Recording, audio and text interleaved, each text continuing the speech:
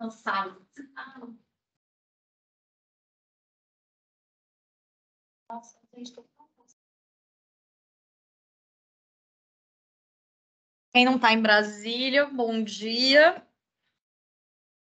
Deixa essa transcrição aqui. Para quem não está em Brasília, bom. Vocês estão usando a transcrição, Aline, para alguma coisa, não, né?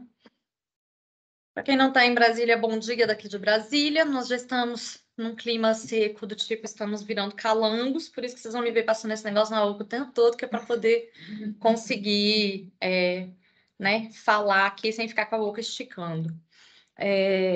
Alguém tem informes? Eu tenho só um. Eu fui de supetão, foi de emergência, mas foi inesperadamente para Manaus, por conta do projeto da Secretaria, projeto de pesquisa na Secretaria Nacional de Política para Mulheres. Foi um trabalho super intenso e, assim, a gente foi com um método planejado, tivemos que repensar o método tudo a toque de caixa, mas foi muito interessante. Conheci duas iniciativas super, super interessantes. Uma, que é uma iniciativa do Instituto Avon, junto ao Grupo Acor, para hospedar. O Instituto Avon identifica e recebe denúncias, enfim, de mulheres que estão em situação de vulnerabilidade e de violência doméstica, e encaminha para o Grupo Acor. Claro que tem parcerias com os estados, antes disso, né, precisa formalizar uma parceria, mas aí encaminha para hospedagem no Grupo Acor, que vai hospedar essa mulher por tempo X, indeterminado, e vai atuar também para a promoção da autonomia financeira, com capacitação, cursos, busca de emprego. E o interessante é que a mulher pode levar os filhos, ficam hospedados até 5 pessoas dentro de um quarto, né? E 5? Casa, 4. Ela pode levar ela mais 3 filhos, e se ela tiver quem cuidar dos filhos, tipo irmã, mãe, ela pode colocar essa pessoa com as outras crianças num outro quarto, com todas as refeições, pelo período que ela precisar de proteção ali. Achei a iniciativa super interessante. Acho que quem controla o sistema financeiro, que é o caso dessas grandes empresas, poderia parar e pensar em como atuar efetivamente, porque eu considero, a gente tem que tomar cuidado para não ser maniqueísta e dizer assim que tudo que vem das entidades privadas necessariamente é ruim e tudo que vem das entidades públicas necessariamente é bom. Não é assim, né? A gente sabe que não é assim.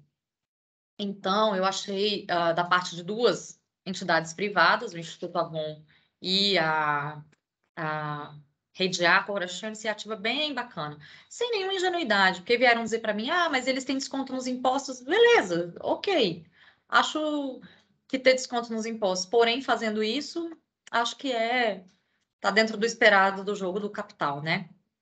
Mas é uma iniciativa muito interessante, porque a mulher que tiver em situação de risco de médio para baixo, se for risco mais alto, aí não, ela tem que ir para uma casa-abrigo sigilosa e tudo, se ela estiver sendo perseguida e tal. Mas dentro da avaliação de risco, que eu nem sabia ainda que existia um formulário específico para avaliação de risco da mulher. E a outra iniciativa interessante é da PM lá de Manaus, chamada Ronda Maria da Penha. Então, são da Polícia Militar, e aí são os carrinhos cor-de-rosa.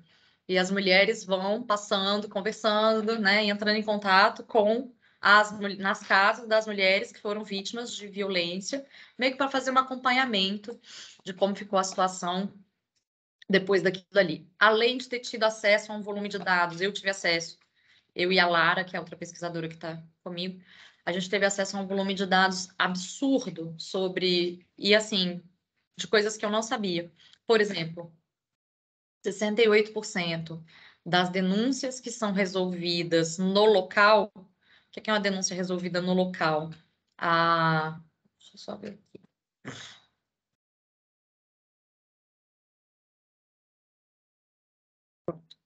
Denúncia resolvida no local é aquela denúncia que não vira boletim de ocorrência. Então, a polícia é chamada, a mulher só quer dar um susto no... Bom dia. A polícia é chamada, a mulher quer dar um susto no companheiro, porque, de fato, se o companheiro for preso, muitas vezes ela vai passar necessidade, vai passar fome, ela só quer que o companheiro pare de fazer aquilo. 68% dessas denúncias terminam em feminicídio, que não viram... São dados de Manaus. Não, de Manaus. E, na verdade, nem deveria ter também no local, mas... Não. Polícia. Mas a mulher não, a mulher não quer, ela implora. Pelo amor de Deus. Não precisa, mas aí é aquela condição social super complicada, né? É super complicado, gente. É ação incondicionada agora. Então, vai ter que ir até determinada instância. Agora, se chegar diante do juiz, aí ela consegue desistir dependendo do tipo de lesão. Mas ela não poderia desistir nessa situação. Mas aí não tem como retirar a mulher de perto do agressor. É muito complicado. E aí vem o trabalho das mulheres que são trabalhadoras da Polícia Militar, da Polícia Civil, que estão enfrentando esse tipo de violência. É um trabalho muito... Aí vamos olhar para o trabalho da trabalhadora, né? É um trabalho muito desgastante, gente. Olha, eu não sei se eu daria conta, sinceramente. É muito... Para essas mulheres que estão ali na linha de frente, lidando com isso todo santo dia, é muito complicado. Aí a gente teve um grupo focal com trabalhadoras do judiciário, da segurança pública, e aí você vai escutando as histórias, assim, né? Tipo, lá eles não têm delegacia especializada de atendimento à mulher, eles têm delegacia especializada. Então, tudo que é crime contra criança, mulher e idoso vai parar na delegacia especializada. Mas a maior parte das denúncias não vai para as delegacias especializadas, vai para as delegacias comuns. E aí, o que acontece? A mulher vai lá, chega na delegacia para registrar a ocorrência, mas na verdade ela não quer registrar a ocorrência. Ela só quer, quando não chamam, ela vai na delegacia, ela não quer registrar a ocorrência, ela só quer que o companheiro pare de fazer isso. Aí a gente fica vendo o dispositivo amoroso muito complicado, né? Porque ela quer que o homem mude, ela não quer ficar sem ele. Ela gostaria que ele se tornasse outra pessoa. Muito difícil ele se tornar outra pessoa, infelizmente, né?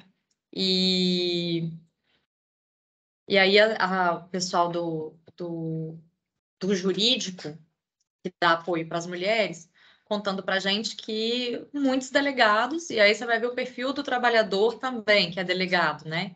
Muitos delegados, a mulher já foi lá 8, 10 vezes e, né, não quer registrar a ocorrência, só quer que a polícia vá lá dar um susto no cidadão. E os delegados ficam super mobilizados, porque, enfim, não vai adiantar dar susto no cidadão. E eles sabem que essa mulher vai morrer. Elas são também. Aí eu não lembro mais do número aqui, até anotei, mas eu não lembro mais do número. Mas a gente sabe, eles, no fim das contas, sabem que o que vai acontecer é que ela não vai escapar com vida, chegando num determinado momento. Pesado esse trabalho, viu, de pesquisa. Vou dizer que. Aí eu tô tentando só achar umas anotações que eu fiz aqui. Nossa, foram muitas, milhares. Ele é nacional, a gente vai coletar dados no país inteiro. Ó, 68% das mulheres, é o contrário, 68% das mulheres que são vítimas de feminicídio tiveram ocorrência resolvida no local, que não foi levado. De cada 7 chamados de violência contra a mulher, só um chega para ocorrência formal. E de cada um resolvido no local, aqui no DF esse dado, tá? Esse agora. De cada uma ocorrência resolvida no local, uma ocorrência resolvida no local aumenta em 8% a chance dessa mulher ser vítima de feminicídio. E vai aumentando quanto mais é resolvido no local. Esse aqui no DF, 1 para 8, né? Mas tem muitos dados, assim, os dados de feminicídio, eles são muito delicados. E o que acontece? Ainda tem um outro complicador, os dados da violência contra a mulher, feminicídio da violência contra a mulher. Ainda tem outro complicador que é, assim, grande parte dos dados não é registrada. Então, nem falando de redes que têm interoperabilidade, mas os dados não estão registrados. Então, a pessoa atende ali e não... Por exemplo, ela atendeu, não virou ocorrência, vai para onde esse dado? Vai para lugar nenhum. Então, a maior parte dos dados não está nem registrada. Bem, bem delicada a situação. Mas, enfim, a gente está fazendo o projeto para fazer diagnóstico e mapeamento. Vocês vão me ouvir falar desse projeto aqui milhares de vezes, porque cada vez que eu faço uma coleta de dados, vem outras milhares de coisas, milhares de dados, de informações. E é isso. Manaus foi pesado. Bem pesado. Isso porque a gente nem foi para o resto, né? A gente ficou só em Manaus, porque a gente ainda tem que ir aos municípios, onde eles dizem que a situação é um pouco mais delicada. É isso. E aí, também em Manaus, tem uma outra coisa que contaram, não foi em Manaus, falaram de um outro estado que eu também tenho anotado em algum lugar aqui, mas não lembro, que o número de feminicídios é baixo porque, eu acho que é Santarém, se não estou enganada. O número de feminicídios é baixo porque existe uma regra do tráfico que ninguém mata a mulher, porque se matar a mulher chama a polícia e aí nem bater nem matar. Aí o colega delegado lá vira e fala, então de alguma forma reduz a violência. E o cara, não, né? Porque essa mulher pode estar sofrendo vários outros tipos de violência, com certeza está, que não estão aparecendo. Ela não apanha, mas Na região norte tem, não sei se acontece isso aqui, mas tem uma certa cerimônia de batismo para entrar na facção, que ela é estudada por todos os comandantes. Sim, para ela entrar, ela tem que ter relações sexuais, que também é um estupro. Suportou, e ele chamou isso de batismo, assim, como se fosse de ritual para entrar. Então, de certa forma, ela tem uma proteção na comunidade, porque ninguém pode mexer com ela porque ela está passando, mas as violências que ela está passando. o preço que ela paga é esse, né? E aí você fica pensando se o homem pagaria o preço. A Liliane está dizendo aqui que não sei se você não está aí. A Liliane está dizendo aqui que lá no norte, Liliane mora no Acre, virtualmente só que ela está morando aqui. Está morando aqui só um tempo. Liliane mora no Acre e aí ela está contando aqui que as mulheres para trabalhar no crime lá, para pertencer a uma facção criminosa, elas têm que ter relações sexuais com todo o comando da facção. É o pedágio que elas pagam para entrar. Por isso que eu estava falando que eu fico me perguntando se existe algum homem que paga esse pedágio para poder entrar na facção criminosa. Então, assim, claro que a gente não está considerando exatamente, stricto sensu, uma facção criminosa como um trabalho. Mas é, né? Não é um emprego, mas é um trabalho. Bom, vamos começar. Alguém tem informes? Não. O livro da Liliane, me empresta aí. O livro da Liliane, que está vendo em todas as livrarias do país e no site da editora Apris, que é este aqui. Americano. Os sintomas e hematomas do amor. Hã? Amazon Americanas. Amazon Americanas, Sintomas e Hematomas do Amor. Maravilhoso esse livro, super sugiro que vocês leiam. E ainda tem essa foto fantástica da autora, tá? Que tem a ver com o trabalho dela de mestrado. A pesquisa dela de mestrado. Incrível. Leiam, está vendo em todas as principais livrarias do país. O nosso livro também está vendo nas principais livrarias do país. Trabalho Feminino, Desafios e Perspectivas no Brasil. E o outro livro, Psicanálise e Trabalho, não está à venda, ele é gratuito. E ele está lá nos destaques do Psitrafém. Se ele não está, a Aline vai providenciar que ele esteja.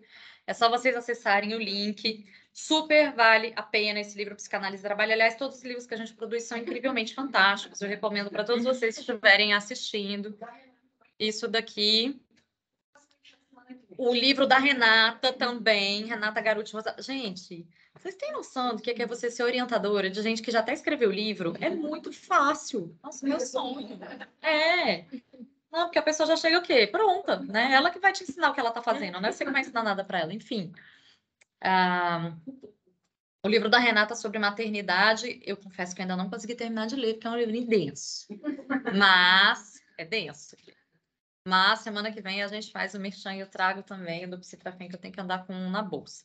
Vamos começar nossas apresentações. Lembrando que neste semestre, para quem está chegando agora, nós estamos falando de 2 livros, estamos passando capítulo por capítulo de cada um deles. Tudo sobre o amor, da Bell Hooks, Caliban e a Bruxa, da Silvia Federici. Quem não leu, dedique-se a ler. Mas para facilitar a vida de vocês, as meninas já estão fazendo os resumos dos capítulos e a gente está fazendo discussões sobre isso. A apresentação de quem que começa? Lorena. Vou fechar minha câmera, tá, Lorena? Tá certo. Bom dia, gente. Deixa eu dar uma olhada. Peraí. Se a gente vai ficar vários.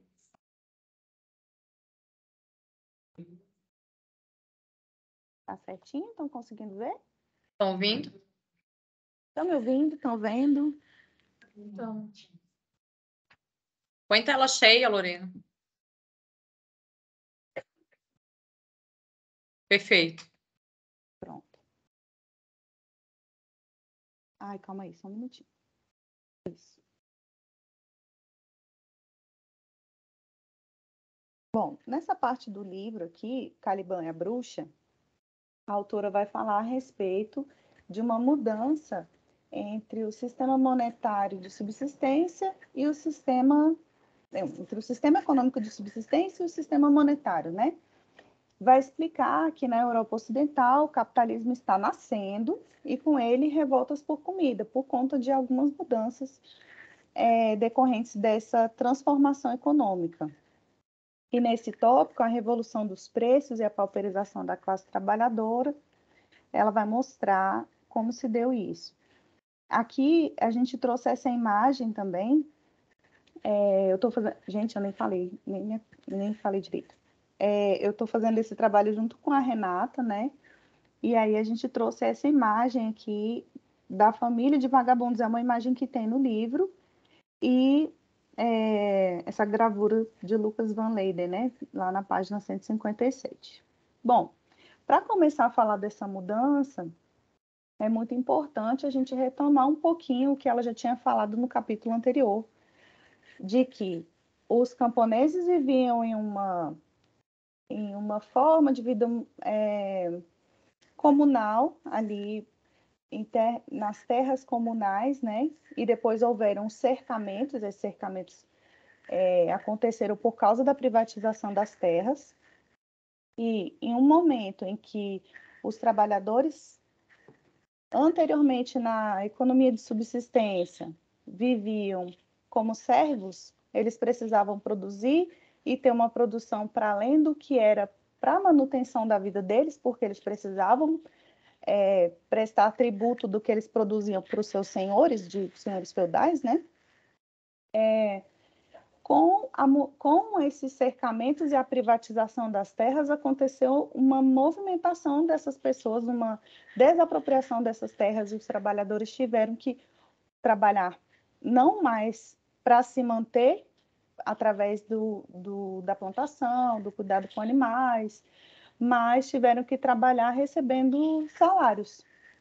E houve uma mudança também, uma migração para as cidades, né? Alguns permaneceram no campo, mas trabalhando por salário, e outros foram para as cidades.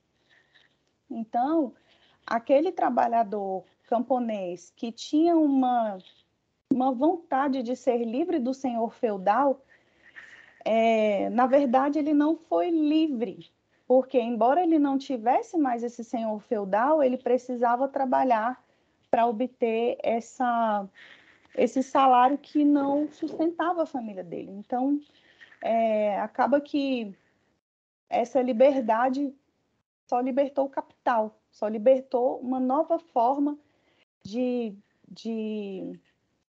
sistema econômico, e não necessariamente a vida daquele camponês. Nesse processo, houve uma degradação social das mulheres e a acumulação. Isso ela já tinha falado também no capítulo anterior, porque no momento em que as mulheres estão ali naquele modo de vida mais em comum com a comunidade, né, a valorização da mulher anteriormente era maior do que ela vai passar a ser agora. Aquela mulher que tinha muitos filhos, os filhos poderiam trabalhar na terra, produzir e gerar tanto sustento da família, como uma situação, uma qualidade de vida melhor.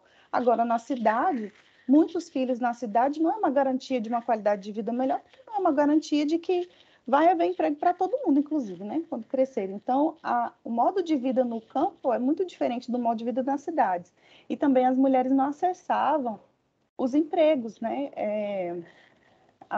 As mulheres foram reclusas a uma vida mais privada e tiveram dificuldade de acessar o mercado de trabalho. E houve também uma pauperização dos trabalhadores. Ela vai explicar por que dessa pauperização. Primeiro, ela apresenta como motivo principal dessa pauperização essa mudança do sistema econômico, porque com a privatização das terras, e os senhores de terras diziam que as terras estavam mal aproveitadas, que precisaria haver uma produção mais adequada, maior quantidade. Realmente, houve uma maior quantidade de produção, tanto que os senhores de terra produziam para dentro e para fora do país. Só que com essa grande produção, eles começaram a estocar os alimentos. Por quê? Se você produz muito alimento e vende tudo, o preço do alimento, você não vai conseguir o lucro esperado. Agora, se você libera aos poucos esse alimento, existe uma forma de controle do mercado. E aí, quando você vai liberando aos poucos esse estoque, vende a um preço maior, porque esse produto não está disponível no mercado. Ao mesmo tempo que os donos das terras e dos cereais controlam o preço do mercado, os trabalhadores que migraram para as cidades, que antes conseguiam se manter com seu próprio trabalho, não estavam conseguindo um salário suficiente para se manter. Então, esse público, essas pessoas passaram a viver uma situação de pobreza muito agravada, porque além deles não terem os meios de produção, de subsistência, eles também precisavam enfrentar uma alta dos preços que era controlada exclusivamente pelos donos das terras. Inclusive, a autora fala que essa questão não foi somente uma questão da mão invisível do mercado, dessa lei de oferta e procura. Ela fala que o Estado não se responsabilizava em fazer a regulação do sistema. Então, realmente ficava uma situação assim, em que os donos das terras, os donos da produção é que regulavam os preços e a população sofria de uma maneira muito exagerada. Ela cita também a chegada do ouro e da prata da América, ela até coloca assim, fluindo para a Europa numa corrente colossal, e de fato foi. Eu até lembrei da descoberta, não lembrei do nome. No México, a Espanha descobriu uma montanha de prata, né? E essa montanha foi explorada por séculos. Realmente foi a chegada do ouro e da prata da América, explorados da América, foi uma coisa que provocou um impacto muito forte na economia. Mas ela explica que esse impacto foi muito forte por causa dessa mudança na economia, porque se fosse na época da subsistência,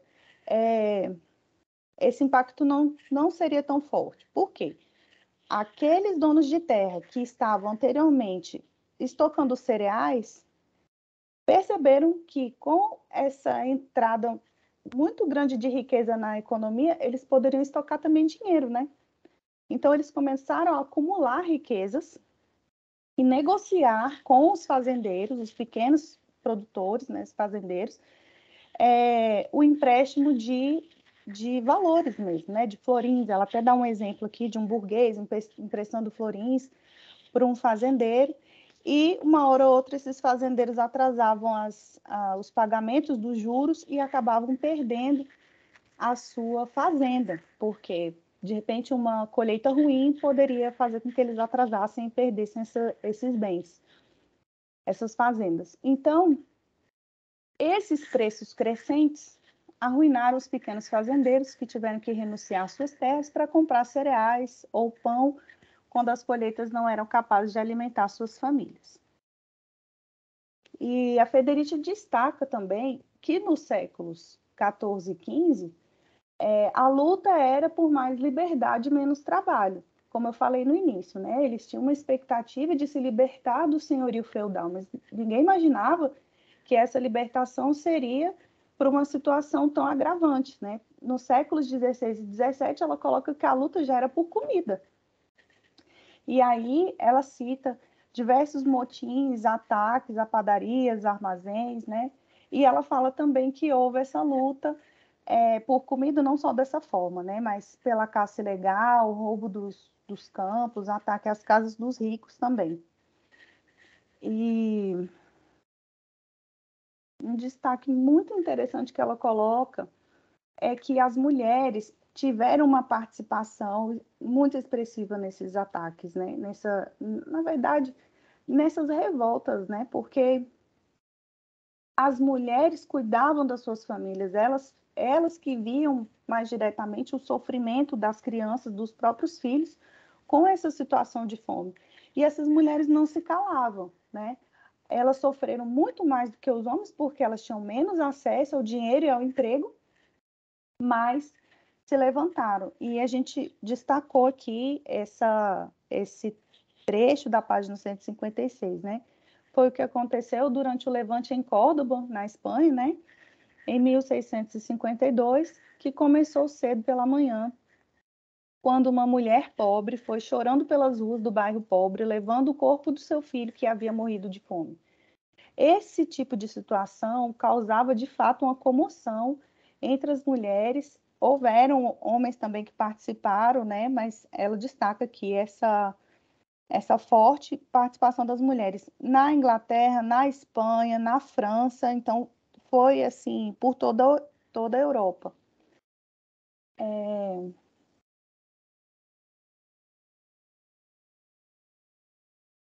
E a partir dessas comoções, desse enfrentamento que a classe trabalhadora estava começando a criar, ela demonstra que houve uma intervenção do Estado, houve uma assistência aos pobres e a criminalização da classe trabalhadora.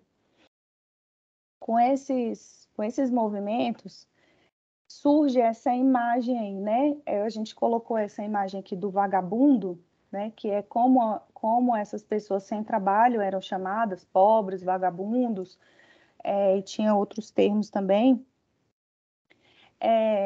em que quem era esse vagabundo? Era a pessoa que não tinha emprego, mas era a pessoa também que acabava invadindo esses armazéns, fazendo aquelas lutas que eu acabei de falar, e que começou a ser mal visto pela sociedade que não era salariada, por conta desse mal-estar que acabava surgindo, né? E só que assim, não eram 2, 3 pessoas. Ela fala assim, eram muitas pessoas. Ela coloca que por toda a Europa havia migração de um país para o outro, de uma cidade para outra, que inicialmente a Inglaterra criou algumas leis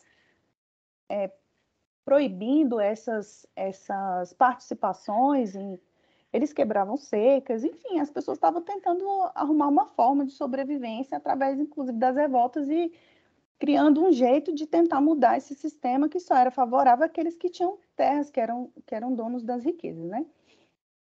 E aí haviam inicialmente leis muito severas que colocavam as pessoas como escravas ou até mesmo estabeleciam a pena de morte, né? Houve também um movimento de privatização da vida, né? Da vida em comum.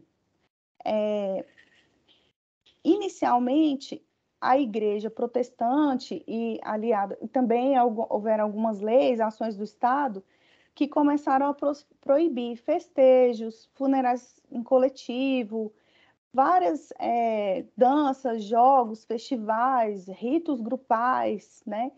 E a Federici coloca que essa proibição, esse ataque a essa dessocialização, descoletivização da reprodução da força de trabalho foi uma forma de disseminar, de tentar tornar a vida do trabalhador mais individualizada e de dispersar esses protestos sociais. Eu até destaquei aqui nesse encarte, dispersar os protestos sociais, fixar os trabalhadores nos trabalhos que lhes haviam sido impostos e criar uma força de trabalho disciplinada, de acordo com a ordem estabelecida, né?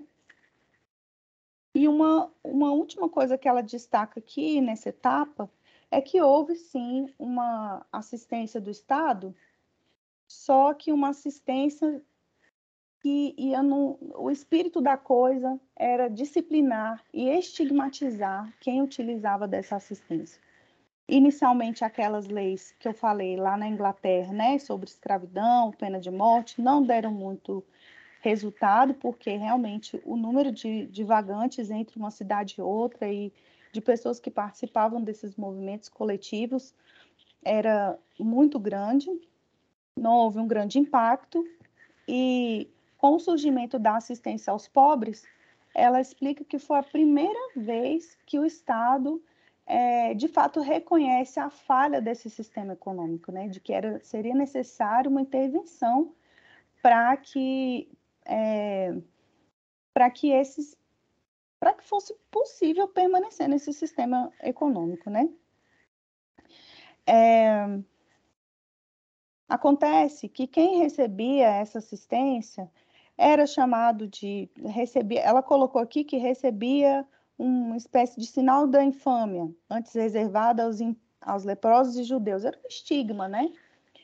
Na França, os pobres, inclusive, precisavam participar de uma espécie de carreata dos pobres, de uma procissão anual dos pobres.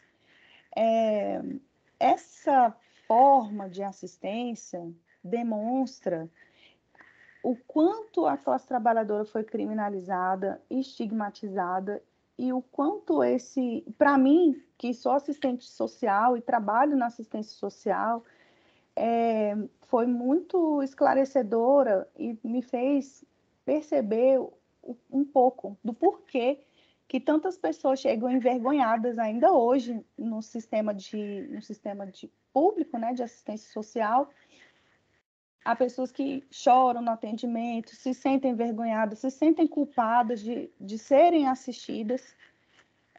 E eu acredito que, por conta da forma como a assistência surgiu e se estabeleceu culturalmente, a gente ainda tem, até os dias de hoje, essa ideia de que quem precisa da assistência é vagabundo, não quer trabalhar, é um criminoso, né? E que não tem dignidade. Inclusive, me lembrei de uma legislação, a legislação relativa ao sepultamento por meio da assistência social, tem um trecho que estabelece que, para a compra das urnas, que são os caixões, né, é necessário que seja garantida a dignidade do usuário da assistência social. E eu, por muito tempo, me perguntei, gente, por que é necessário estar escrito isso? Lógico, eu já tinha estudado a respeito disso, já imaginava, mas é um absurdo, né? Ter que estar escrito isso, que é necessário garantir a dignidade da pessoa humana na compra de uma urna, né, de um caixão. Então, esse texto da Federici explica, assim, com muita propriedade, como aconteceu essa transição do sistema de subsistência para o sistema monetário, como os donos de terra conseguiram estabelecer um acúmulo tanto dos cereais como de recursos financeiros, como a fome se agravou dessa forma e quais foram as respostas da sociedade em relação a isso, e as respostas do Estado também, que foram precarizadas e estigmatizantes, né? Agora, a Renata vai apresentar também essa parte sobre a diminuição da população, crise econômica e o disciplinamento das mulheres, né?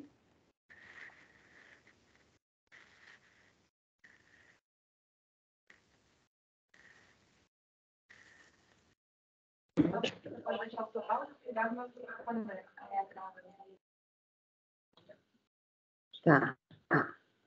Espera aí que eu vou compartilhar de novo aqui, tá? Pronto? Apareceu?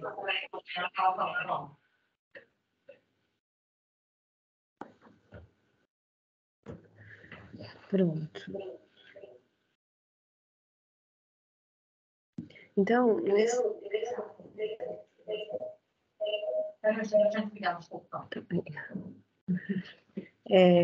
nesse capítulo, então, né, ela vai trazendo todo esse panorama que a Lorena muito bem explicou para a gente, né, no sentido de apresentando essa transformação numa espécie de uma lógica mesmo, de uma organização social, né? Então, uma série de eventos foram acontecendo simultaneamente, a colonização, a privatização das terras, né? E ela vem destacando, né, do primeiro capítulo e no segundo capítulo também, o quanto que a mulher tinha uma vivência nas terras, né? O lugar simbólico da mulher era um, Quer dizer, havia uma participação social, a mulher ela gozava de um certo lugar de participação mesmo nas decisões daquela comunidade, e até mesmo em relação à própria reprodução, né? E aí, com essas transformações que a Federici vai apontando, vai havendo uma criminalização da classe trabalhadora, e a mulher ela vai sofrendo um processo progressivo de infantilização, né? É quando o útero se torna um território político. Então, até então, haviam-se as parteiras, né? A maneira como o nascimento acontecia, uma criança nascia de uma forma, nesse processo todo, e aqui a gente já está vivendo também aquele período pré-iluminista, né? Aqui os homens começam a entrar, o médico, a figura do médico passa a ser muito presente, né? E tudo isso vai ganhando um corpo de uma biopolítica mesmo, de um biopoder. O que ela coloca como um pano de fundo para tudo isso? É a grande crise econômica, né? Que a presença do ouro, da prata, o holocausto dos nativos nas colônias, há uma queda populacional também na Europa, com essa ida para as cidades, né? Ela não coloca um fator, né? No texto dela, ela não nomeia um fator responsável pela crise econômica e populacional. São todos esses processos que ela vai citando, né? Mas ela destaca que a morte quantitativamente recaiu sobre os pobres. Aqueles que já participavam de uma certa acumulação primitiva, eles sobreviviam, né? Quer dizer, não só de dinheiro, mas também de alimentos. Eles controlavam, né? Nesse ponto já havia esse controle de oferta, de preço, né? E aí essa crise populacional, é claro que também ela tem reflexos, a Federici vai falar, tem reflexos no trabalho. Então, as políticas de biopoder, né, a infantilização progressiva da mulher no cenário social vai, de alguma maneira, acontecendo para que a população volte a crescer. Essa, então, passa a ser um ponto que ela começa a trabalhar bastante no texto dela, né? Então, ela relaciona trabalho, população e acumulação a uma política de biopoder, né? Quer dizer, o útero, então, passa a ser um território político, uma propriedade do Estado. Inclusive, ela começa a falar de como vai aumentando os processos contra as mulheres por suspeita de infanticídio, né? O aborto, as parteiras que, de alguma maneira, elas eram solidárias às mulheres, né? Passam a ser criminalizadas também. E a figura do médico, então, ela passa a ser fundamental no nascimento, né? E aí, né, não haviam médicas, eram médicos, né? Então, o corpo da mulher foi sendo um território político a serviço dessa crise populacional, para aumentar mesmo a população, aumentando assim a classe trabalhadora, que já era discriminada, né? Então, ela coloca, né, que a reprodução feminina foi transferida para as mãos dos homens. Lorena, você pode passar, por favor? Próximo. Ah, não, já acabou. Volta lá, desculpa. Já acabou. Tá, você pode voltar um para mim, por gentileza? Tá. Então, ela também vai destacando, acho que passou, é isso. Ela também vai destacando que as mulheres, elas não foram se colocando num lugar passivo nesse cenário todo. Aqui, a Lorena já tinha destacado essa questão, né, esse trecho que a gente traz do livro, mas ela vai sinalizando como isso é recorrente, que foi sendo produzido uma série de políticas, o processo de criminalização vai sendo cada vez mais crescente, porque a mulher ela vai se surgindo contra essas medidas, né? E o acesso ao trabalho, à renda e a participação social vai ficando cada vez menor, ao que ela vai dizer que vai consagrando essa infantilização da mulher no cenário político, social, né? E aí, para frente, gente, para a gente poder encerrar esse processo aqui, entra aí também, né, a questão da religião, né, e a lógica protestante, ela também vai citar que isso foi bastante útil, porque é a lógica da procriação, da mulher santificada por ter um útero. É nesse campo também que a imagem da Virgem Maria surge como um modelo identificatório à mulher, né? A abnegação, a renúncia. E aí, mais para frente, a gente vai ver isso no nosso próximo encontro, com quem for apresentar. Ela vai abordar a desvalorização do trabalho feminino, né? Quer dizer, ela está aqui nesse momento justificando, dizendo, né, todos esses elementos históricos e culturais que foram, né, que nos trouxeram até onde a gente chegou e que hoje a gente de alguma maneira tenta desconstruir as duras penas, né? Mas é para a gente poder ver esse contínuo no livro dela, né? Que vai culminar nessa desvalorização do trabalho feminino, porque o valor, né, simbólico passa a ser do capital, justamente o que a mulher se vê destituída nesse período da história, né? Só que não de maneira, não sem luta, né? Vale destacar, não sem luta, jamais. É isso.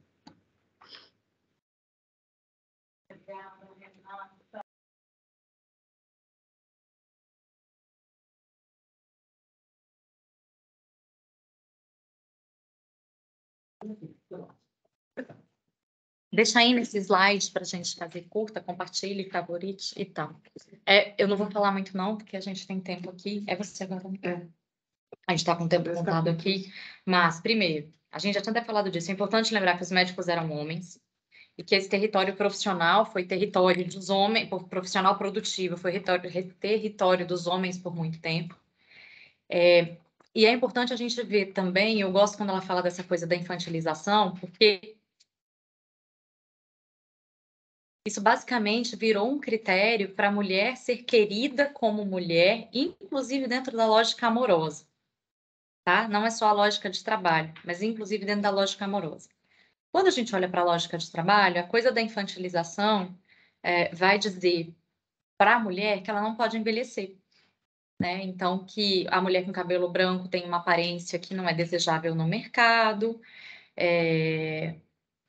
meu cabelo branco aqui, muitas vezes as pessoas falam, mas nem parece que é cabelo branco, parece que você fez. Não, cara, parece que é cabelo branco sim, pelo amor de Deus, né?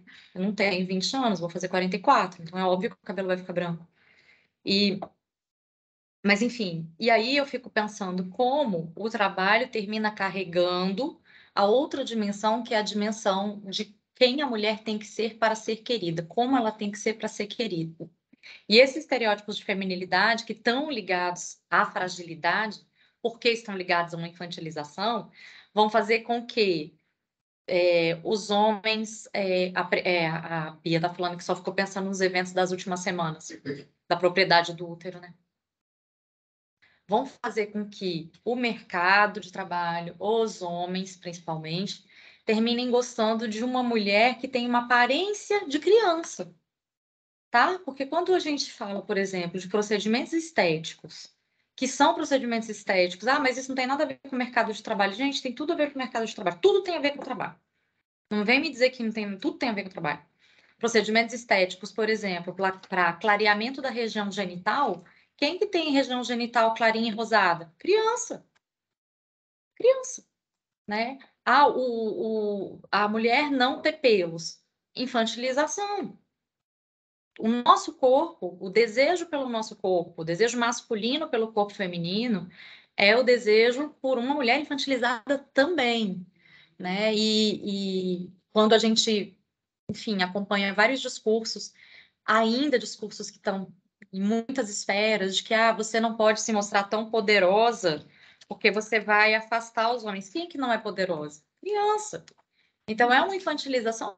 É uma infantilização que permeia os nossos corpos, que permeia... E quando querem nos desqualificar, dizem que a gente tem uma linguagem pueril. Quando nós somos criativas e somos disruptivas com os moldes que foram colocados, como foi o caso daquele artigo que a gente escreveu, já contei para vocês, o artigo de revisão sistemática, que o parecerista, que eu tenho certeza que era homem, devolveu o artigo para a gente dizendo, vocês usam uma linguagem quase... Não, uma linguagem... Não, foi quase, uma linguagem quase pueril. Tipo, dizendo que, sabe, eu estava comprometendo a minha autoridade científica, terminou o texto ficando do jeito que eu queria, porque eu armei uma outra mulher para brigar comigo pelo texto.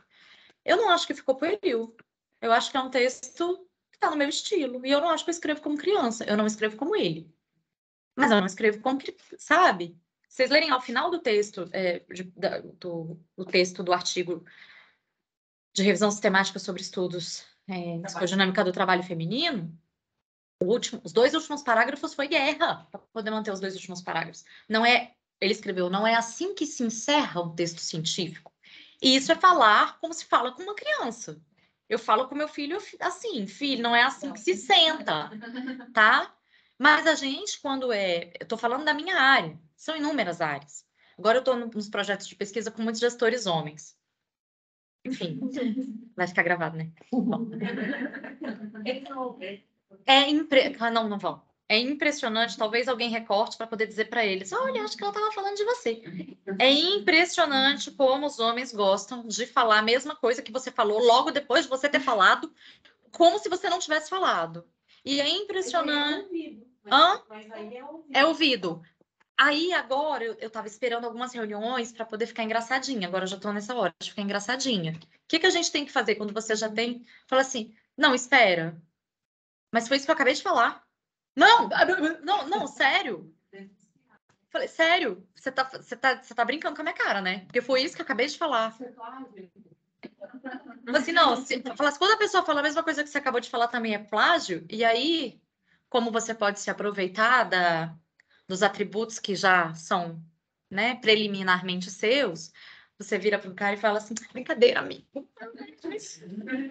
Mas eu vou fazer a brincadeira toda hora. Aí agora já tá numa coisa que eles falam assim, Carla, eu vou falar um negócio, mas não quero repetir o que você está falando. É porque às vezes eu falo só para ver se eu mesmo estou entendendo. Não, eu falo de novo para você.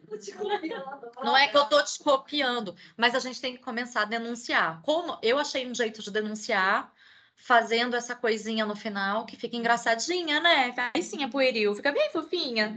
E aí, mas a gente tem que começar a denunciar, gente, pelo amor de Deus. Eu acabei de falar, eu sou de trazer eu só não vou trazer a gravação aqui para mostrar para vocês como o processo é, porque vai expor o macho copião. E aí pode ser meio ruim para mim. Para mim, se fosse só para ele, não tava preocupado. Mas é impressionante. Você acaba de falar uma coisa, a pessoa usa os mesmos jargões que você. A pessoa não, o homem, usa os mesmos jargões. Desculpa, a gente está um pouco exaltado. Os mesmos jargões que você acabou de utilizar. Você acabou de ter uma ideia para um projeto e falar, e se a gente fizesse assim? Como. E o pior, para não parecer que ele está falando igual eu estou falando, ele se referencia a mim. Como a professora Carla estava falando, e ele fala tudo que eu falei. Eu falei, mas por que você está falando tudo de novo? A gente não tem tempo. É isso. É tratar a gente como idiota, né? E a gente tem que começar a romper isso. Não é em todos os cenários, mas eu fico pensando, até fiz um story falando sobre isso, outro dia. Fico pensando, se a gente que está num lugar de autoridade científica passa por isso o tempo inteiro, imagina quem não tá. É punk, gente. Mas temos que começar a denunciar cada vez mais, né? E questionar, tá, mas por que eu devolvi para o parecerista? Eu falei assim, mas o que torna isso aqui pueril? Qual foi o critério que você utilizou para poder pegar o meu texto e dizer que ele é pueril? Né? Porque não vi, não estava escrito lá do Gugu, da Tati Bitati, não estava escrito isso. Qual foi o critério que você utilizou para poder dizer que o meu texto é infantil? E aí era um texto by heart mesmo, assim, um negócio que foi escrito inflamado, né? Era um texto inflamado. Tudo bem, concordo. É um texto inflamado. Concordo. Não pueril. Já vamos de novo ver a associação da emoção com a infantilidade. Só dá o que é da razão. Se a gente se emociona, então a gente é descontrolada. Ontem eu estava numa banca de uma aluna da Isabela, e ela fez um estudo bem bacana. falando de quais são as palavras que os homens atribuem para as mulheres quando falam profissionalmente as mulheres são emocionalmente instáveis. É mole. Emocionalmente instáveis. Na nuvem de palavras é o que aparece maior, assim. Emocionalmente instáveis, tá certo. Sigamos, então, sua vez. Sigamos. E a sua fala vai ser bem importante aqui nessa apresentação.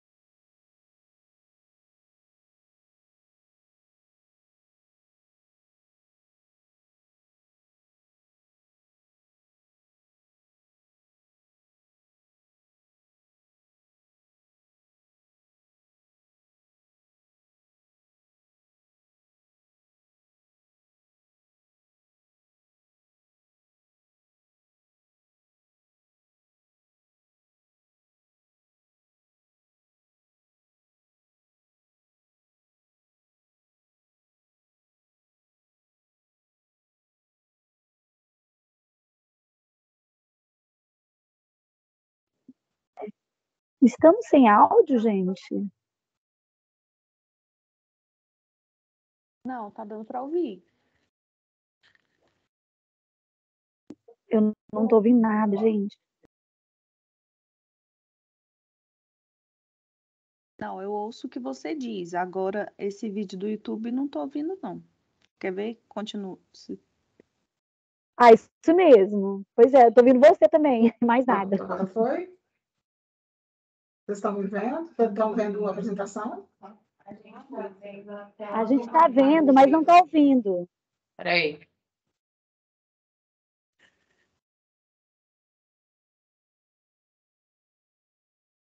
Agora sim?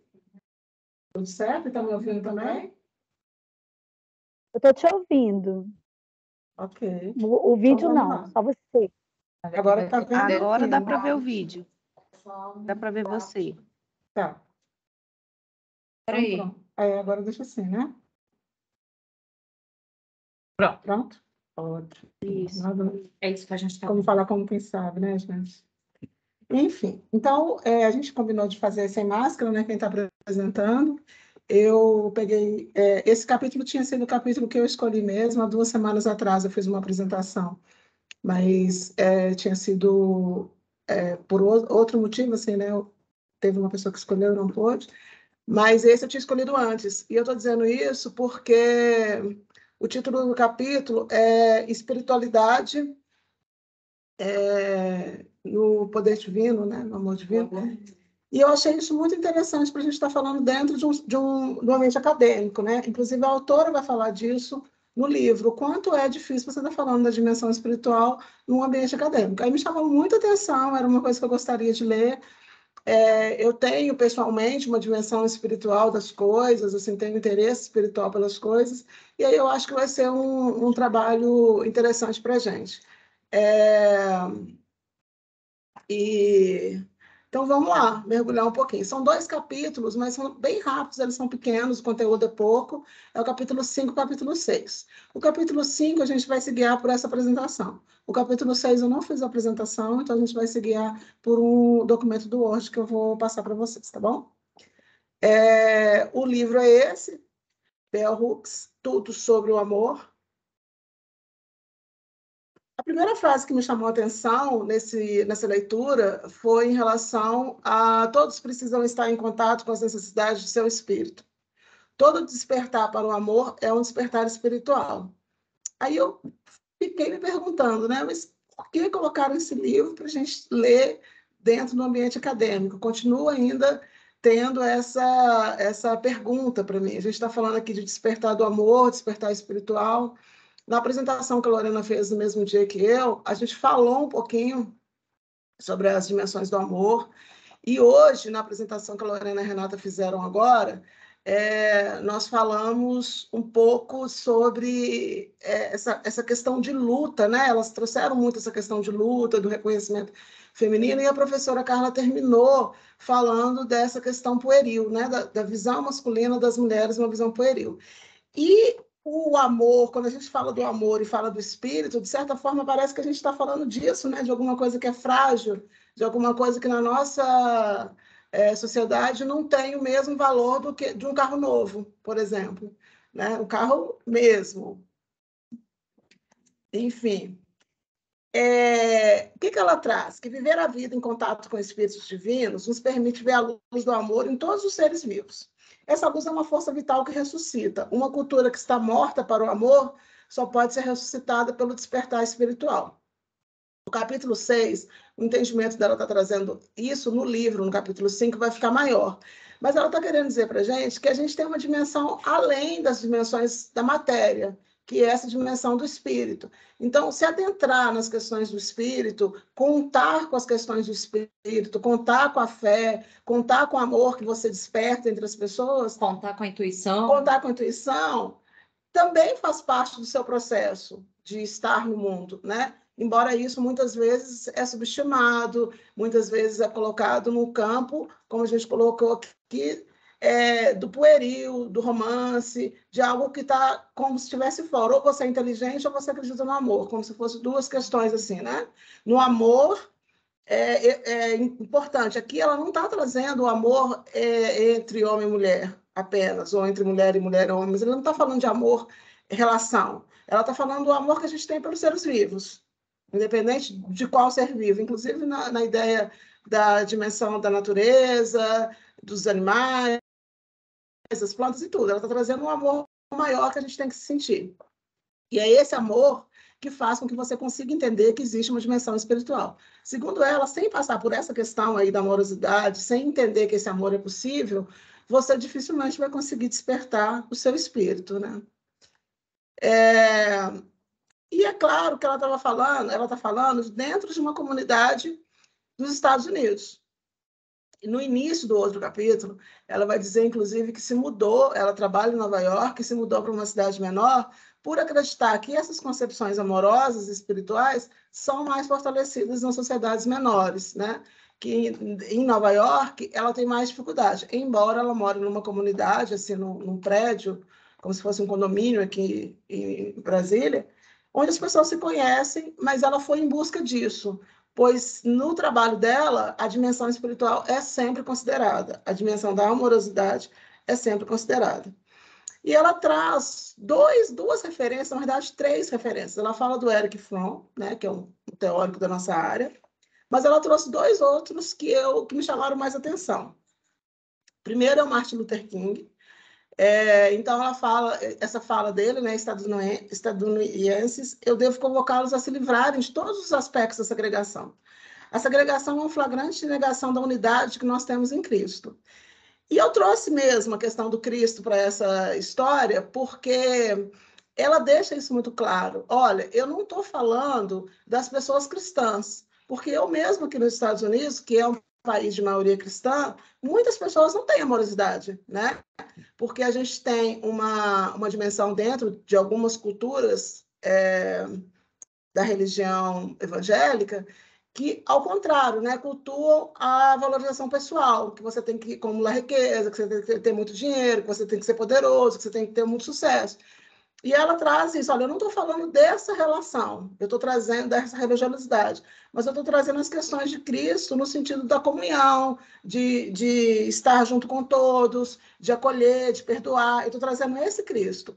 E aí a segunda pessoa, e aí eu trouxe do Martin Luther King, que se vocês lerem depois do capítulo 5, essa frase continua, ela vai mais além, porque ele está dizendo que a segregação é, antes de tudo, uma falta de amor, né? Se eu entro nessa dimensão da amorosidade pelo outro, eu também consigo diminuir, em alguns casos, essas questões de segregação, de racismo e tudo mais. Então, ele vai por aí e é uma fala bem interessante. Bom, e aí entra no que eu falei agora, né? Que é o uso equivocado da espiritualidade e da fé religiosa.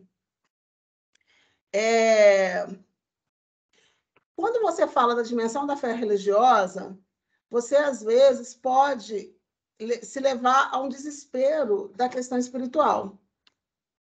Por quê? Porque você pensa assim, nossa, mas eu só vou poder desenvolver minha espiritualidade se eu estiver num templo, se eu estiver condicionada a uma religião, se eu estiver presa a uma religião, se eu estiver presa a uma questão religiosa. E ela diz assim, bom, até poderia ser isso, caso eu não tivesse testemunhado, ao mesmo tempo, uma preocupação genuína com o despertar espiritual expresso pela contracultura. E aqui a contracultura, ela traz, no caso dela, ela coloca um pouquinho do budismo, mas ela traz todas as nossas iniciativas espirituais que não estão dentro das religiões tradicionais, vamos dizer assim, que tem um conhecimento da dominação. Ou, eu vou te interromper, mas eu acho que é importante falar. E espera aí que eu tenho que abrir a minha câmera. Espera aí. Pronto. Ou, e eu acho. Pode deixar aí. Ou, e eu estava discutindo isso outro dia, que não faça parte de religião nenhuma e que esteja num aspecto pagão. Porque pode não ser cristão, pode não ser religioso, pode simplesmente ser pagão. E que é o que a gente chama hoje. Então, eu achei super interessante esse capítulo, porque eu venho pensando nisso há muito tempo. Se você não tem religião, você não pode ter conexão, e conexão com o sagrado. Porque as mulheres, e eu não estou falando de feminino sagrado feminino, não é disso que eu estou falando. Mas as mulheres nas culturas ancestrais, elas tinham sim uma outra conexão com a natureza. Liam as coisas por meio da natureza, passavam informações e passavam proteções, enfim, medicinas distintas por uma linguagem que não era falada, não era escrita. Era uma linguagem falada, né? E era uma linguagem que era transmitida de outras formas.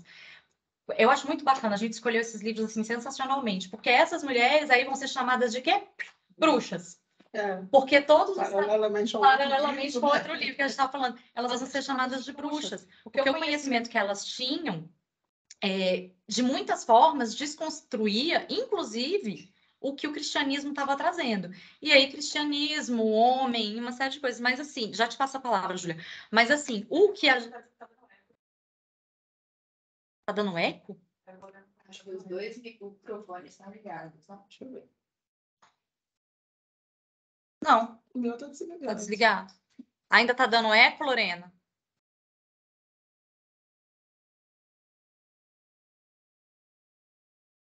Só se outra pessoa tá com o microfone porque estavam os dois, estava Jusceli e Carla ligado. Tá. Então, quando a gente pensa nessa coisa, né, o uso equivocado da espiritualidade, da fé religiosa, é distinto do uso que era feito quando não havia religião. Quando se cultuavam deusas. E aí não era uma deusa, não era a deusa. E quando se falava de uma deusa só, quem era a maior de todas, que aí, se vocês forem pensar depois, entra Zeus na história lá para poder, né, fazer a bagunça toda, mas era uma deusa, que era a deusa da fertilidade, que era cultuada por conta de tudo isso. Então, vejam, e a fertilidade, ela não depende exatamente de um controle, ela depende de um processo, é uma coisa totalmente distinta, né? Nesse processo aí, quando a gente vai pensar em vários, que a deusa se chamava Astarteia, tem várias estatuazinhas em vários museus do mundo da representação dessa que era uma mulher grande, parece que ela está grávida, e só quem pode fazer isso é um corpo feminino. Então, faz sentido para vocês? A gente está falando de espiritualidade que está vinculada à fertilidade, e aí lá na frente a gente está falando de um controle do nosso útero, de um controle de um sistema de produção e de todo um sistema de reprodução, da demonização da cultura pagã, que não era uma religião, o pessoal fala religião pagã, não é religião pagã, cultura pagã. né, que era uma cultura de muito cuidado e valorização da natureza. Então, assim, vamos desvalorizar a natureza ao mesmo tempo que a gente desvaloriza o natural. Nós temos que tomar muito cuidado com os discursos que estão chegando agora, que dizem contra o útero das mulheres que têm útero. Muito cuidado. Muito cuidado. Isso é um empoderamento muito colonizado, gente. Muito cuidado. Eu não estou dizendo nada além disso. Só vamos tomar muito cuidado. Ah, Carla, você acha que o útero é sagrado? Não vou entrar pelo sagrado. Eu só estou dizendo que não tem humanidade sem útero. Se você não quiser usar o seu para procriar, não tem o menor problema, tá certo. Mas não há humanidade sem útero. Então também não venham demonizar o útero, como a gente tem visto acontecer agora. Ah, você acha que só porque você tem útero, olha, só porque eu tenho útero, isso me confere um lugar de fala diferente de quem não tem, certo? Independente de qualquer coisa. Bom, isso, não estou dizendo que esse posicionamento é a verdade, estou dizendo que é um posicionamento histórico. A gente precisa olhar historicamente para o que foi feito com esse órgão, que eu acho que é o órgão mais sobre o qual há mais interesse político entre todos, é o nosso útero. Né? Não estou dizendo que ele é sagrado, só estou dizendo que para o sistema ele é muito útil e falar contra esse órgão é uma fala política. Tá? Independente de onde ela venha. É uma fala política. Então, não é só porque eu acho que eu tenho útero, que eu poderia não ter, poderia já ter feito uma esterectomia e tal. Não é o meu útero. É uma questão da gente pensar de onde é que vem a humanidade. Vem de outro lugar, gente?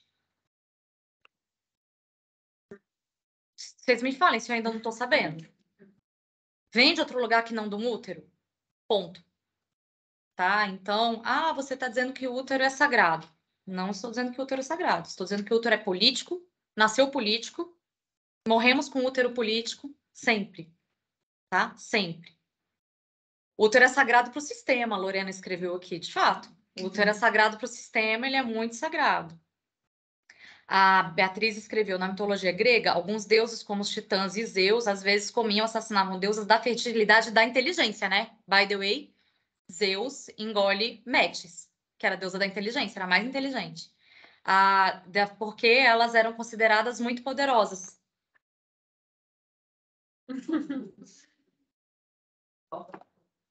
Corta para agora. Corta para agora, né? E toda essa tentativa de deslegitimar. Mas volta para o amor. A vivência que é do que a gente estava falando aqui. Desculpa, Gil, eu me empolguei, já vou devolver a palavra para você. A vivência do amor, ela não é mesmo uma vivência religiosa, posto que ela antes era uma vivência natural. Quando ela fala aqui de amor no sentido de comunhão, era uma vivência de comunhão com os outros seres, com a natureza, com o respeito de todo um ciclo, que depois vai passar por uma narrativa de que ciclo não existe. A gente controla os ciclos, a gente planta o que quer, na hora que quer, e não é assim, né, gente? Haja tecnologia no mundo aí, e se vocês assistirem Globo Rural domingo de manhã, eu não assisto, mas eu tenho um amigo que assiste e me manda o resumo. Se vocês assistirem Globo Rural de manhã, a gente continua vendo o quê? Que os ciclos naturais são uma grande questão. Não tem como controlar. Não tem como resolver. Como uma plantadora oficial, não tem. Não tem como resolver. Você pode... Não adianta. Daí todos os saberes ancestrais que depois... Olha só, quando é que o tarô volta a ser tratado como algo que talvez a gente possa levar em consideração? Quando o Jung vai falar do tarô. Certo? Quando o Jung vai falar do tarô, para frente. Né? Só que esses saberes que estavam conectados com a intuição, que também a intuição só começou a ser valorizada depois que o macho alfa, hétero, branco, patrimônio e patriarcado, Christophe Dejoux, vira e fala que é o pai da psicodinâmica do trabalho. Lembrando que a psicodinâmica do trabalho também tem mãe, mas bom, volta para essa fase aqui. Então, o Dejoux, que é o pai da psicodinâmica do trabalho, ele vai dizer a intuição é a forma mais sofisticada de inteligência. Tudo bem que ele está falando do trabalho, mas a gente pode se apropriar, não é pecado, né, gente? Tanta gente se apropria das nossas coisas. A gente pode se apropriar da fala dele para pensar. A intuição, ela é uma inteligência que é muito mais observada. Não estou dizendo que só nós temos, mas ela é muito mais observada nas mulheres. Por quê? Porque a gente tem que operar no silêncio. A gente não pode falar das coisas. Então, uma das formas da gente conseguir se expressar é trabalhando com essa inteligência que ia se manifestar nos oráculos, que começaram a ser descredenciados o tempo inteiro, tratados como bruxaria. Pronto, calei minha boca, já falei demais. Desculpa, eu me empolguei um pouco, gente. Que bom, sinal que o assunto é interessante. Bom,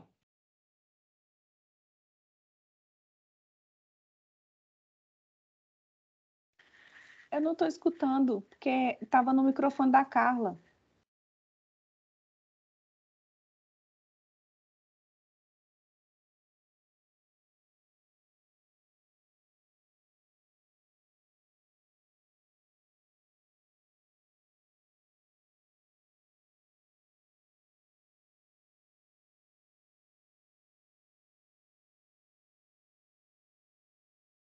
tiro porque eu quero ganhar essa dimensão espiritual, né?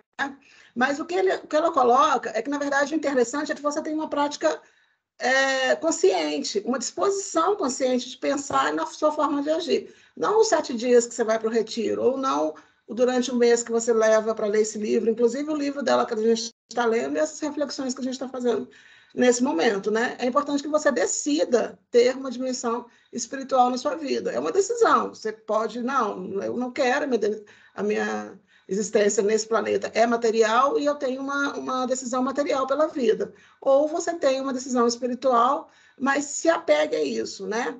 A vida espiritual ela tem a ver, em primeiro lugar, com compromisso com uma forma de pensar e agir, que honre os princípios de interconexão e simbiose. Então, é uma questão de pensar e principalmente de agir. E aí a gente entra no caráter da religião, né? Eu já passei por pelo menos umas 12 religiões diferentes. Assim. Eu acho que eu já fui evangélica de umas 5 ou 6 denominações. Eu já fui católica. Eu não falo que eu fui, não, porque eu ainda sou. Se me chamar para ir, eu vou. Não dou conta de não ir. Eu já frequentei... O mais que eu demorei mais foi o candomblé, porque eu tinha uma certa resistência, um certo temor, mas agora também estou lá firme. E já frequentei também a Umbanda e também já frequentei o kardecismo, que é uma outra dimensão da espiritualidade. E todas elas, para mim, elas estão falando a mesma coisa. Eu não consigo diferenciar uma linguagem de um pastor de uma linguagem de uma mãe de santo. Para mim, elas estão falando a mesma coisa, entendeu? Assim, é claro que eu estou falando de bons pastores e de bons pais de santo, né? Porque dentre eles a gente vai ter aí pessoas que não vão falar a verdade em qualquer religião que elas estiverem. Mas em qualquer uma das religiões, quando você fala da dimensão espiritual e amorosa, a denominação, pelo menos ao meu ver, não faz muita diferença. Porque a gente está, e aí eu enxerguei isso, claro, lendo o livro, porque eu estou falando do compromisso que a pessoa tem com a forma de pensar e agir. O compromisso espiritual, então ela vai me ajudar de qualquer jeito, aquilo vai funcionar de qualquer jeito, porque é a forma como ela se posiciona, é aquilo que ela acredita, né? Não é o livro que ela lê, porque a dimensão espiritual e amorosa, ela não vou dizer limitada, mas ela converge para a mesma coisa, que é a amorosidade e comunhão entre os seres. E isso está presente em quase todas as religiões. Mas, como ela citou o Paulo nessa leitura, né, o apóstolo de Cristo, e eu também sou muito apaixonada pelo Paulo e por todas as questões dele, eu sei, ele matou muitas pessoas, é verdade. Mas ainda assim,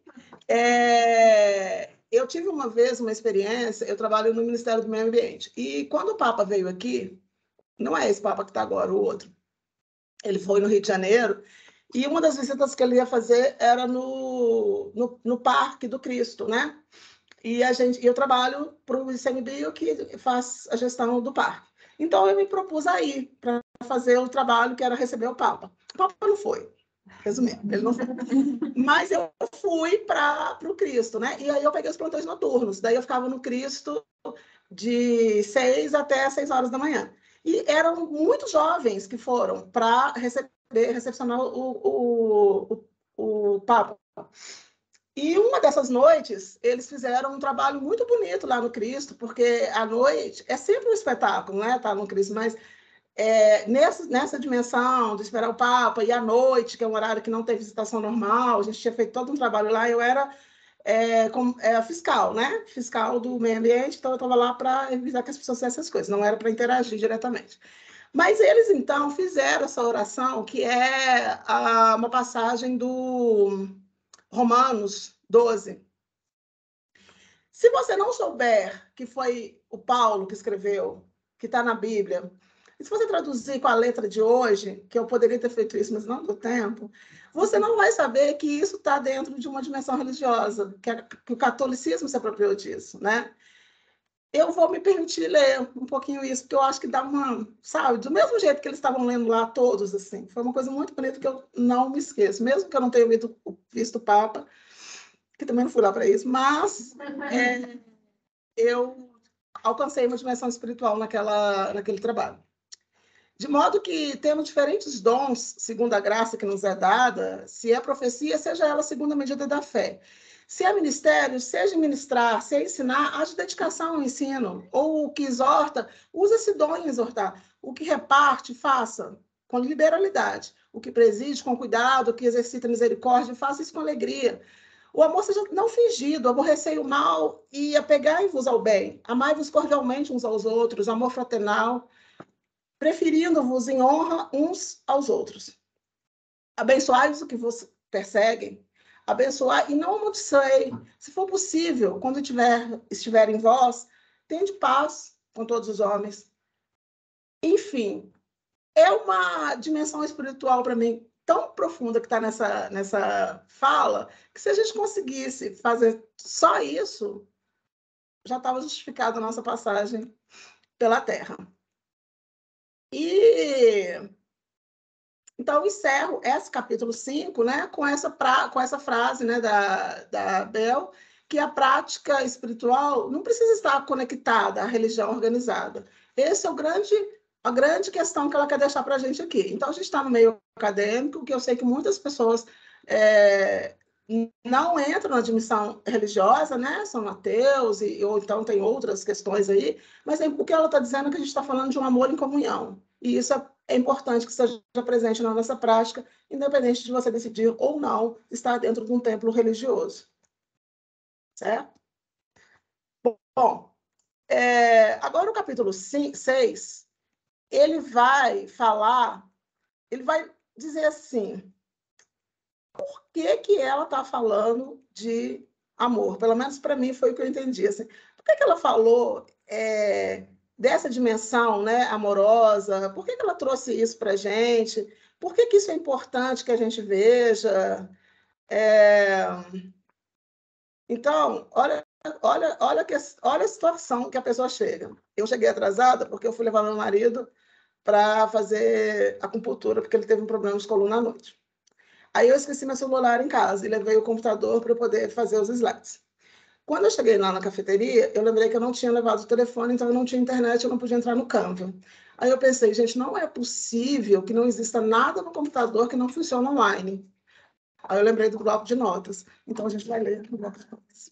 Mas eu vou fazer depois os slides. Enfim, por que ela falou dessa questão da amorosidade e da espiritualidade no capítulo anterior? Porque agora ela está tentando trazer uma resposta para as nossas questões capitalistas e todas as questões que a Renata e a Lorena trouxe antes, essas questões da dominação, do patriarcado, ela está querendo trazer isso. E aí ela começa falando assim, eu já expliquei porque está assim no bloco de notas, tá? Mas você perdeu. Enfim. Eu não tinha nada online, para escrever, só tinha isso. Enfim. Minha querida, você não dava nem ter feito. Bom, então ela fala o seguinte, ela fala da ética amorosa. Eu peguei os pontos principais que tinha no capítulo, né? Despertar para o amor só pode acontecer se nos desapegarmos da obsessão pelo poder e pela dominação. Então, são duas coisas opostas, segundo ela. Ou você tem uma amorosidade pelo povo, né? Pela população, pelos seus semelhantes, ou você quer dominar e ter poder. As duas coisas não dá. Os valores que sustentam uma cultura e sua ética, eles moldam e influenciam a forma como nos falamos e agimos. Como a gente está aqui numa ética materialista e capitalista, que é do poder e da dominação, a gente não consegue trazer o amor para as nossas dimensões, de uma forma universal, né? De uma forma social. Então, ela traz de novo o Erich Fromm, que ele fala assim, importantes e radicais mudanças na nossa estrutura social, e ele é muito radical, né? Os textos dele são bem radicais. são necessários para que o amor se torne um fenômeno social e não uma ação individualista. Então, assim, tudo bem que eu consiga ter o amor ao próximo, o amor comunhão, mas se eu não conseguir transformar isso numa ação social, isso vai se perder, isso não vai transformar nada. Aí a autora, por que eu coloquei a autora? Porque eu não concordo com esse ponto de vista dela. Mudança para cidade pequena, onde se cultiva mais a ética amorosa e se aprende a cultivar mais os laços amorosos do que os valores materiais, né? Ela fala disso, que ela se mudou.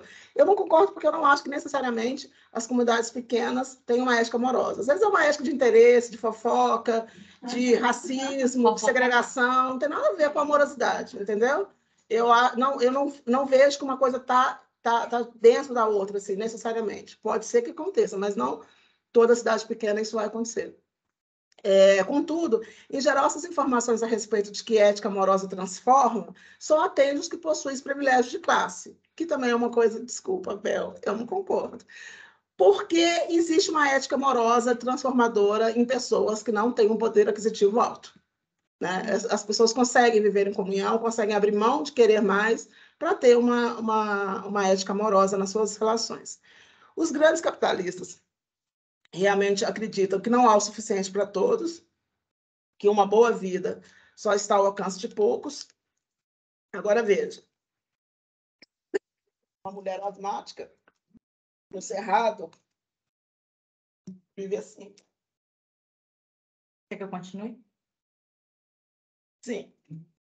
Vai demorar aqui para você. Fecha o seu microfone aí. Você está onde, no entanto? Agora, veja. Aí. Se você...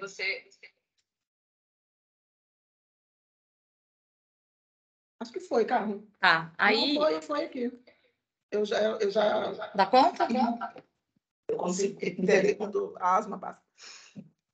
Agora, veja. Se você conversa com as pessoas pelo país afora, você vai perceber que quase todos são unânimes a acreditar que, de fato, a violência doméstica, por exemplo, é um erro. Então, ela não está falando sobre violência doméstica, tá? Ela trouxe um exemplo para a gente. Ela quer dizer assim, todo mundo que você perguntar, a pessoa vai falar assim, sim, violência é horrível. Mas se você pergunta à pessoa se ela está disposta a mudar o jeito de viver para que a violência doméstica não aconteça, ela vai falar que não. Não é bem assim, não, tal, acho que não vou mudar, não. Então, quando lá atrás ela falou que a ética da amorosidade e da espiritualidade só funciona se você viver isso, ela está querendo dizer isso. A nossa mudança, a mudança que a gente está falando de todos os nossos textos, que precisa existir na cultura, na sociedade, ela só vai vir de uma prática de amorosidade, da ética cristã.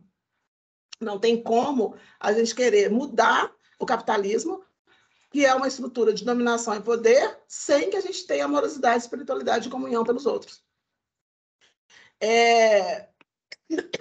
Então, ela acredita que a gente tem dois caminhos para a mudança.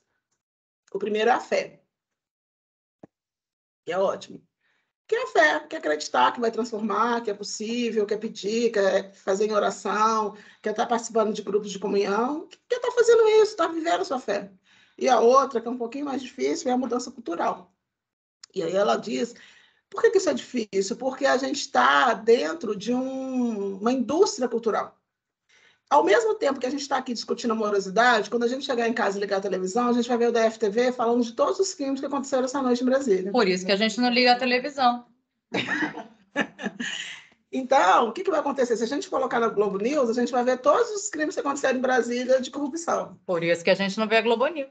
E aí, a gente vai alimentar de novo nosso espírito pela dominação, pelo poder. E a gente acaba não conseguindo interagir com a questão da amorosidade. Eu quero falar um negócio, vou aproveitar a sua câmera. Eu vou sugerir que no semestre que vem a gente trabalhe com um livro chamado Escassez. Eu vi um podcast, vou mandar para vocês, do Siddhartha Ribeiro, que tem um diálogo profundo com isso que a Bell Hooks está falando, da venda do medo, né? Da venda dessa coisa de você vai ter que superar sozinho. E esse livro, que foi escrito por 2 indianos, é um livro basicamente da neuropsicologia, mas ele tem tudo a ver com o que a gente precisa saber para os nossos estudos, que vão ser a fase 2 do Citrafem, que são os estudos de autonomia feminina. Porque com medo a gente não tem autonomia. Não tem. E é isso, e é assim, exatamente assim, a Carla leu o livro. Porque é exatamente assim que ele encerra esse capítulo. A gente está sob o domínio do medo. E essa cultura da violência, de estar sempre passando isso na televisão, traz para a gente uma insegurança. A gente fica com medo, não, eu tenho que ficar preso, eu tenho que ficar preso nesse sistema, porque se eu me soltar, não existe ter comunhão pelo outro, porque eu vou ter comunhão por uma pessoa, aquela pessoa vai me assaltar, vai me matar. Ela não falou nesses termos tão mesquinhos, não, mas, grosso modo, quer dizer isso. Então, ela traz para a gente que a gente precisa ficar atento a isso. E ela coloca, inclusive, do ponto de vista dela, que a gente devia exigir que tenha uma mudança na programação de cinema e TV, e aí a gente passa a ser orientado pela ética do amor. E é isso.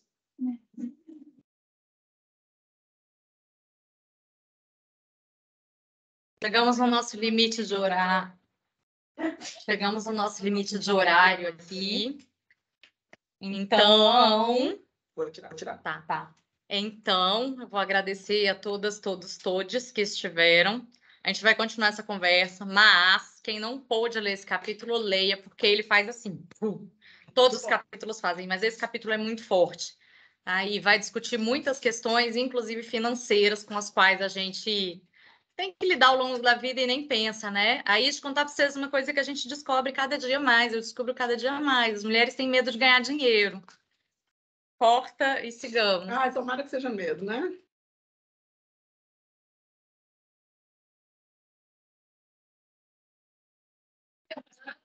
Eu também não sofro, mas que é. Beijo, gente. Encerrar a gravação. Aline, você vai chorar de rir.